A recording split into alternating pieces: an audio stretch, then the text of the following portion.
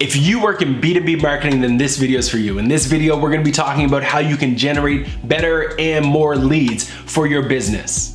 We need more leads, we need better leads. That's a sentiment and an idea that almost every B2B marketer has heard from sales at least once in their career. And look, I get it. Sales needs leads to do their job. Sales needs to have a quality, consistent stream of leads coming into their pipeline to reach their quota. So at the end of that quarter, they can pop that bottle of bubbly and actually have a nice commission check. I get that, I understand that. But what's also important is that marketers understand their role in ensuring that those quality leads are being sent to sales. If you work in this space, you already know that emails are important. You already know that generating emails is at the core fundamental role of a B2B marketer. You need to generate emails as it relates to potential leads, people who might be interested in buying your product. Now, the challenge is this.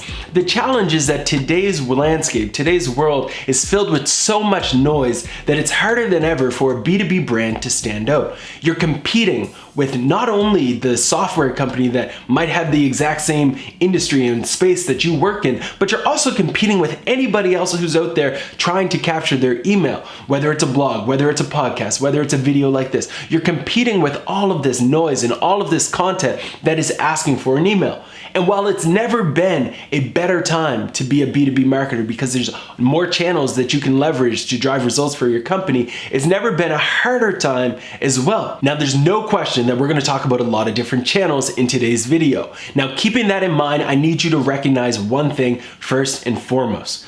I don't want you to watch this video and then say, I have to do all of the things. That's madness. What I want you to do is find one or two ideas that I'm talking about in this video that you can take and you can start to try and experiment with in your own business. And once you've done that, once you've invested the time and energy to truly understand how to leverage a channel, then it's time for you to think, okay, maybe it's now time for me to try the next one.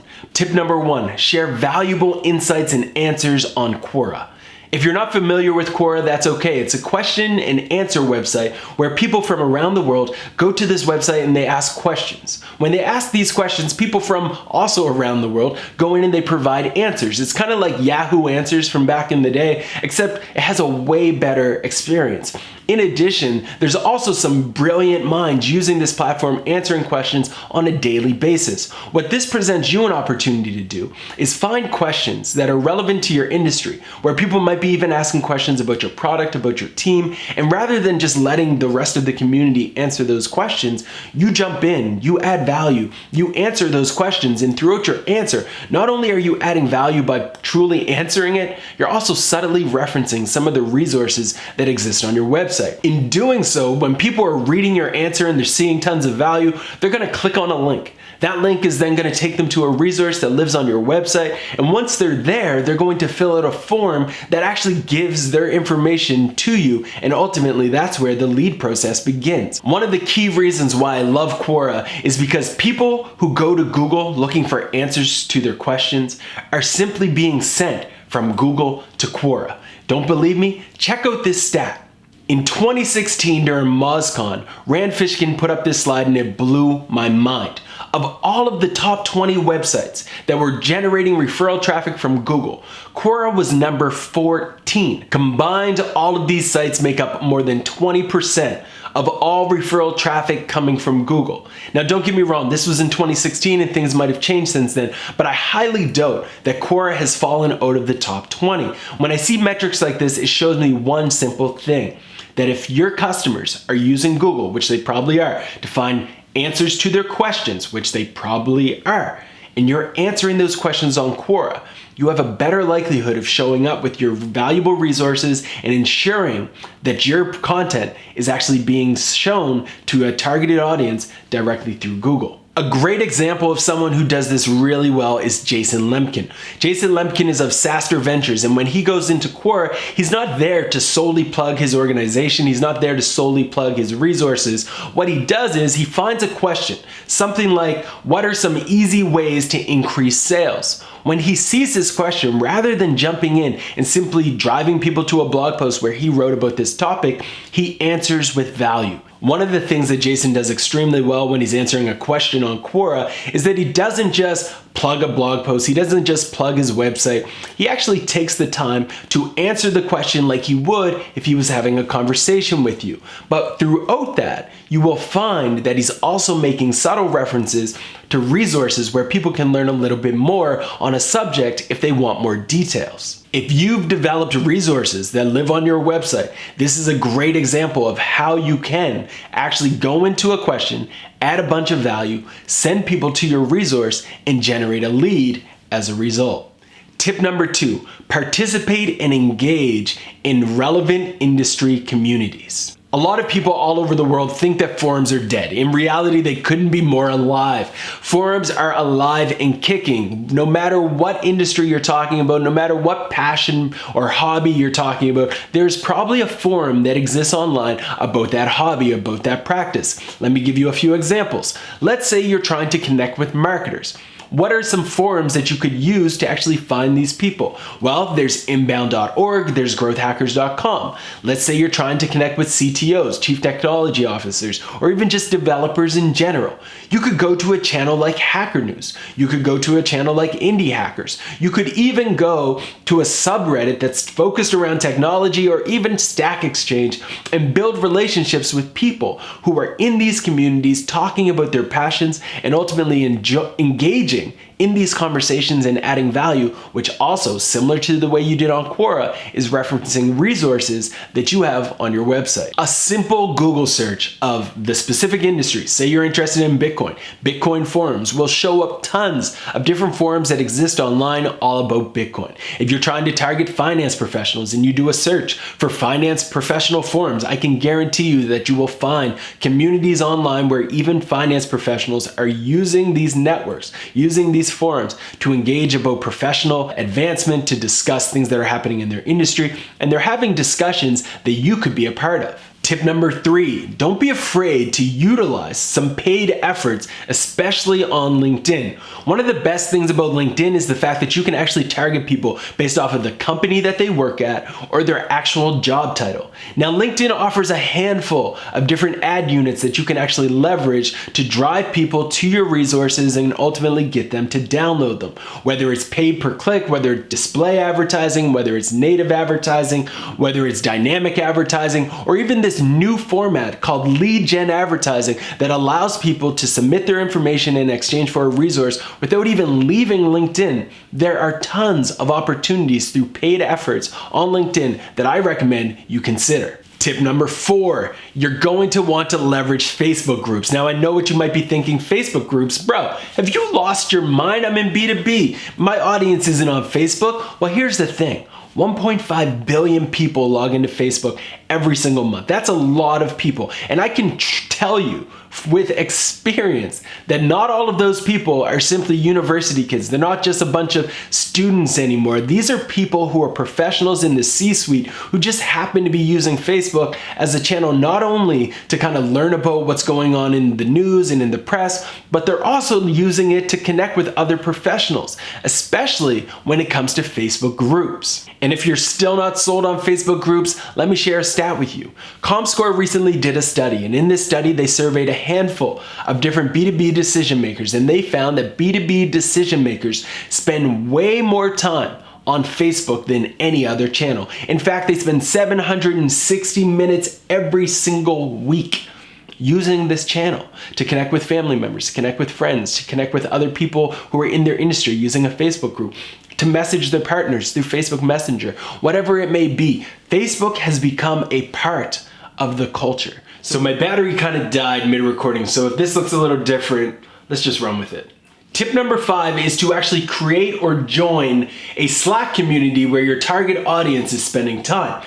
Now, if you're not familiar with Slack, it is a great service. It is a team messaging app originally built for teams to communicate internally around projects and things they were working on, but it has quickly evolved into something more than that. And I know this firsthand because I'll be honest, I'm a Slackaholic. I'm in over 15 different Slack communities where people are talking about technology, where people are talking about entrepreneurship, where people are talking about SaaS, where people are talking about a variety of different topics and things that are relevant to what they care about, relevant to their industry, relevant to their profession.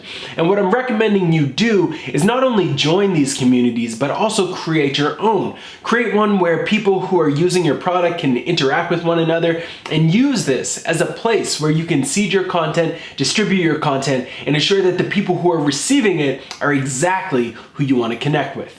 Tip number 6, don't be afraid and don't be shy when it comes to distributing your content on LinkedIn, on Twitter, and on any social media channel. A lot of brands get caught up in this idea that once they publish a blog post, once they publish a resource or a new study or a webinar, that their job is done. In reality, what you have to do is you need to ensure that that content is being spread across as many channels as possible. You want to ensure that your team, your sales team, is equipped with not only the understanding, but also maybe some pre-developed tweets and LinkedIn updates that they can share on their accounts to drive more traffic, more eyeballs, and ultimately give you a chance to generate more leads.